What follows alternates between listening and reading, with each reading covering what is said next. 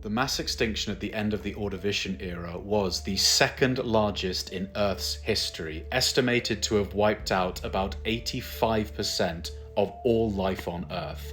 So why was it so devastating? This mass extinction essentially happened in two phases, or pulses as they're known. The first pulse was a global cooling, and the second pulse was a global warming. We do not have enough evidence to say for certain what started either pulse, but we have a lot of evidence showing us what happened as a result.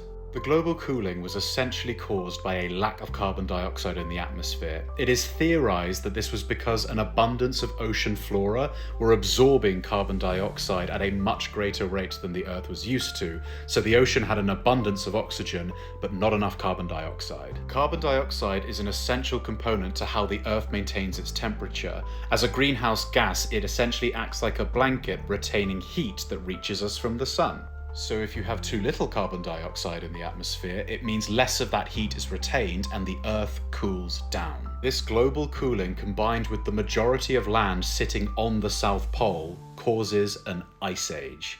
And this is where things get really bad. Because as these glaciers form, they retain an enormous amount of water, which causes a global drop in sea level by about 100 meters. Life during the Ordovician was thriving, but it was still young, and the majority of species still relied on very specific ecosystems that revolved around shallow seas. So an ice age drops the sea levels, completely devastating these shallow water ecosystems, meaning the majority of species simply couldn't adapt. And on top of that, the second pulse, the global warming. Give them a break. Essentially, the ice age had killed off so much of the ocean flora that photosynthesis was now at an all-time low, meaning now there was a lack of oxygen in the ocean, also known as anoxia. This anoxia meant that there was now a lot of nitrates and a lot of toxic metals in the ocean, which is where the hero of this story comes in: